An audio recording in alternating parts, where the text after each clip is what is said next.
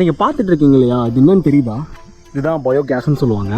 இது எப்படி ஃபங்க்ஷன் ஆகுது அப்படின்னு பார்த்தீங்க அப்படின்னா, இதோட ரொட்டேஷன் பார்ப்போம்.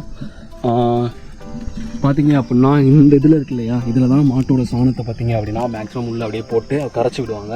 இது பார்த்து இந்த ஹோல்குள்ளே போய் உள்ளே போய் ஒரு கேஸ் ஒன்று ஃபார்ம் ஆகும். அந்த கேஸ் ஃபார்ம் ஆகுறது மூலிமா பார்த்தீங்க அப்படின்னா அந்த கேஸ் எந்த மூலிமா வெளியே போகுது, கேஸ் வெளியே போகுது அங்கிட்டு இருக்கு பார்ப்போம். இது பார்த்தீங்க அப்படின்னா நம்ம அடிக்கடி ஏறி மிதிக்கலாம்.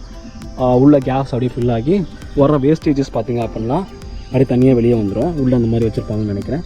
அதுக்கப்புறம் பார்த்தீங்க அப்படின்னா கேஸ் எது வழியாக வெளியே போகுதுன்னு பார்த்தீங்கன்னா இது வழியாக கேஸ் வெளியே போகுது. இது வழியாக கேஸ் உள்ளே போய் உள்ளே எங்களோட கிச்சனுக்குள்ளே போகுது. கிச்சனுக்குள்ளே போகிறது மூலிமா உள்ளே நாங்கள் அது மூலிமா கேஸ் வச்சு அது எல்லாமே நம்ம சமைச்சிக்குவோங்க, யூஸ் பண்ணிக்குவோங்க. இது ஃபுல்லாகவே வேஸ்டேஜ் கிடையாதுங்க. இதுதான் பார்த்தீங்க அப்படின்னா பாருங்கள், கேட்க மாதிரி இருக்குது, எல்லாம் பெருசாக கிட்டத்தட்ட அப்படியே ஒரு 15 ஏக்கருக்கு இதை உரமாக போட்டாலே செம்ம ஒரு மகசூல் கிடைக்கும்னு நினைக்கிறேங்க.